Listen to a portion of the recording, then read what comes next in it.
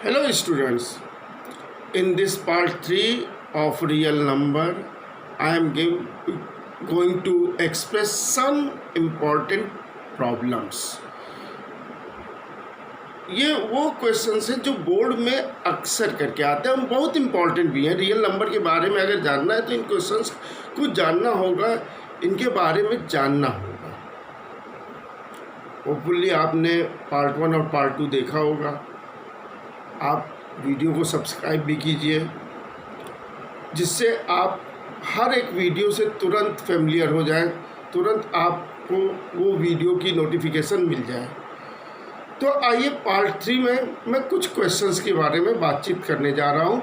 आइए ध्यान से देखिए। Show that every positive even integer is of the form 2q and odd integer is of the form 2q plus 1 where q is some integer। यानी कहने का तात्पर्य क्या है, ये कहना चाह रहा है कि हमें कोई भी पॉजिटिव इवन इंटीजर है वो 2q के फॉर्म में होता है और ऑड इंटीजर 2q plus 1 के फॉर्म में होता है। यह आपको रिमेंबर भी करना चाहिए, क्योंकि इवन इंटीजर हमेशा 2m का फॉर्म होता है, ऑड इंटीजर हमेशा 2m plus 1 का फॉर्म होता है। क्यों होता है, आइए हम लोग इसको देखें। हम लोग यूक्लिड डिवीजन एल्गोरिदम अच्छे से जानते हैं।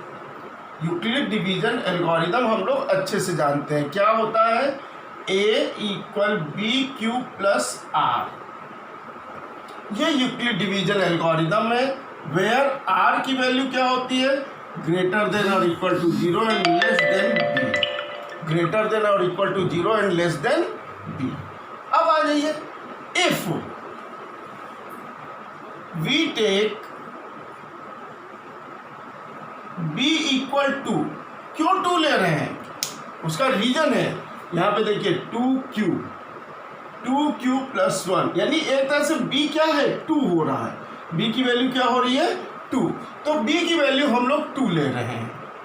b की वैल्यू क्या ले रहे हैं, 2 ले रहे हैं। तो अब ये क्या हो जाएगा, a = 2q plus r। अब r की वैल्यू क्या हो जाएगी, r ग्रेटर देन और equal to 0 and less than 2। So r has values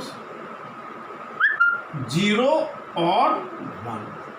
r की वैल्यू क्या क्या हो सकते हैं, सिर्फ 0 होगी, क्योंकि ग्रेटर देन और इक्वल टू 0 लगा तो इक्वल टू लगा तो 0 को लेंगे, और 0 से बड़ा कौन आएगा, 1। 2 नहीं आ सकता क्योंकि 2 से छोटा नंबर होना चाहिए। और ये सब क्या है, a b q r सब इंटीजर है, यानी इंटीजर ही हम ले सकते हैं। अब a की वैल्यू क्या हो गई, a = 2q when r is 0। when r is 0 then a की वैल्यू क्या हो गई, 2q हो गई। अब 2q, अब q कोई भी इंटीजर रखेंगे, 2 के साथ मल्टीपल हो करके वो इवन इंटीजर बनाएगा। ये कैसा इंटीजर है, इवन इंटीजर। q कोई भी इंटीजर रखेंगे, 2 से मल्टीपल हो करके क्या बनाएगा, even integer. So every even integer, ठीक है, is of the form 2q। अब आ जाइए, व्हेन r is 1, अब r की वैल्यू 1 ले लें, देन a क्या हो जाएगा, a हो जाएगा 2q plus 1। 2q plus 1। अब आप जानते हैं इवन में 1 ऐड कर दे तो ऑड नंबर बन जाता है। इवन इंटीजर में 1 ऐड कर दे तो ऑड नंबर, या कहा जाए successor of even integer is odd integer and successor of odd integer is even integer. तो ये क्या हो गया, ऑड इंटीजर हो गया। तो every positive even integer is of the form 2q and every positive odd integer is of the form 2q plus 1। Clear है बेटा, फिर से ध्यान दीजिए। हमने क्या कहा, हमने यूक्लिड डिवीजन एल्गोरिदम को लिया, जो कि a = bq plus r है। r की वैल्यू क्या होती है, 0 या 0 से बड़ी और b से छोटी। अब यहाँ पे हम b की वैल्यू 2 ले रहे हैं। क्यों ले रहे हैं, उसका रीजन मैंने बताया। यहाँ पे देखिए 2q और 2q plus 1 लिखा है, तो हमने b की वैल्यू 2 ली। अब ए की वैल्यू फिर क्या बन गई 2q प्लस आर, और अब आर क्या हो गया 0 या 0 से बड़ा और 2 से छोटा, क्योंकि बी की वैल्यू 2 ली है। सो आर की वैल्यू क्या क्या हो गई 0 या फिर 1, 0 या फिर 1। अब जब आर को हमने 0 रखा यहाँ पे तो ए की वैल्यू हो गई 2q, क्योंकि आर 0 हो चुका है, ए इक्वल 2q। अब किसी भी इंटीजर को 2 से मल्टीप्लाई करेंगे, 1 2 जा 2, 2 2 जा 4, 3 2 जा 6, 4 2 जा 8, 5 2 जा 10, ये क्या बनाएंगे इवन इंटीजर। तो इवन इंटीजर में बनता है 2q, और अगर r की वैल्यू 1 रख दें तो क्या बनेगा 2q प्लस 1, यानी इवन इंटीजर में का सक्सेसर ऑड इंटीजर होता है, तो इसका सक्सेसर ऑड इंटीजर हो गया। 2q का सक्सेसर 2q प्लस 1 वो क्या है ऑड इंटीजर। तो every positive even integer is of the form 2q and odd integer is of the form 2q plus 1। ये आप हमेशा याद रखिएगा, इवन इंटीजर 2m लिया जाता है जब भी कंसीडर करना होगा, ऑड नंबर में इंटीजर 2m प्लस 1 लेंगे। क्लियर है। अब मान लीजिए यहीं पे एक प्रॉब्लम रेज होती है कि show that the square of every even integer is of the form 4q and odd integer is of the form 4q plus 1। Square, ध्यान दीजिएगा स्क्वायर की बात कर रहा हूं मैं, तो यही थोड़ा सा इसी को आगे हम कर लेंगे। अब अगर हम स्क्वायर कर दें, इसको स्क्वायर कर दें, तो यहाँ पे स्क्वायर करने पे क्या हो जाएगा ए स्क्वायर इक्वल 2q का होल स्क्वायर, 2 का स्क्वायर 4q स्क्वायर। अब q स्क्वायर कोई ना कोई इंटीजर जरूर होगा, अगर q इंटीजर है तो q स्क्वायर इंटीजर होगा। 1 का स्क्वायर 1, 2 का स्क्वायर 4, 3 का स्क्वायर 9, तो इसे हम 4m कह सकते हैं, where m belonging to m equal q square, m equal q square.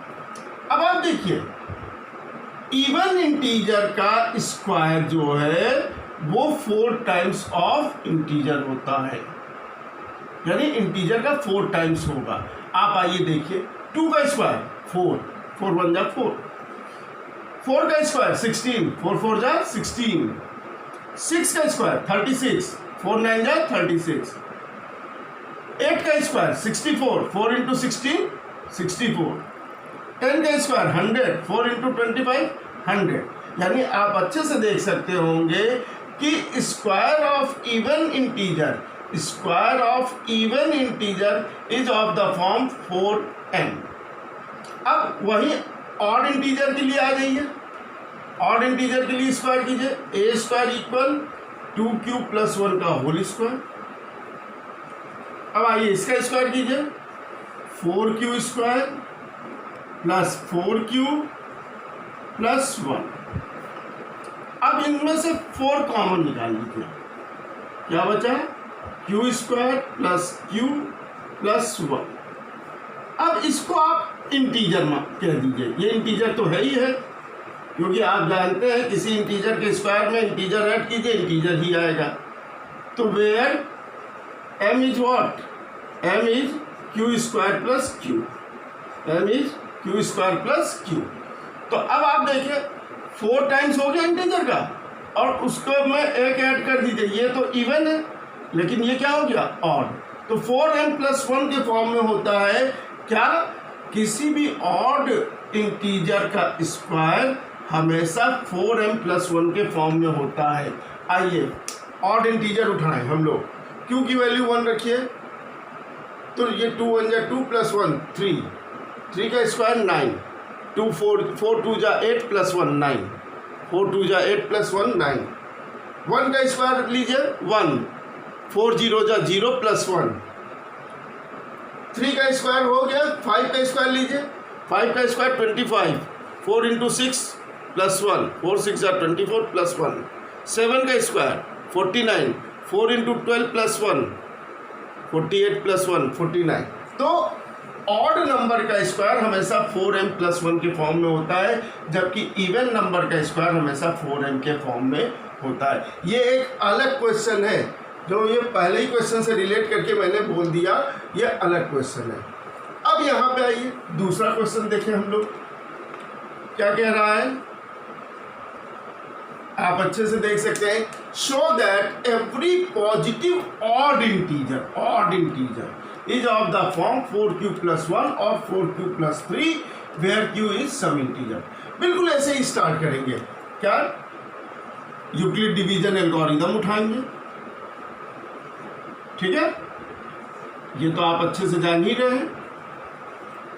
अब इफ b = 4, क्यों, क्योंकि यहां देखिए 4 का मल्टीपल दिखा रहा है, 4 का मल्टीपल, तो b की वैल्यू 4 ले रहे हैं, तो a क्या हो जाएगा, a = 4q + r। अब r की वैल्यू क्या हो जाएगी, r हो जाएगा 0 या 0 से बड़ा लेकिन 4 से छोटा। सो r has the values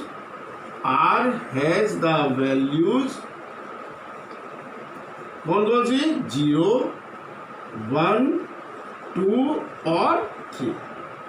so a क्या होगा, a is 4q when r is 0। आप ऐसे टेबल बना लीजिए, when r = 0, when r = 1, when r = 2, when r = 3। अब देखिए a की वैल्यू क्या हो गई, a is 4q,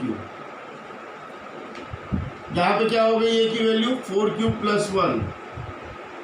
आप देखिए r की वैल्यू 0 रखे थे, a = 4q + 0 यानी 4q, 1 रखिए, a = 4q + 1, a = 4q + 2, a = 4q + 3।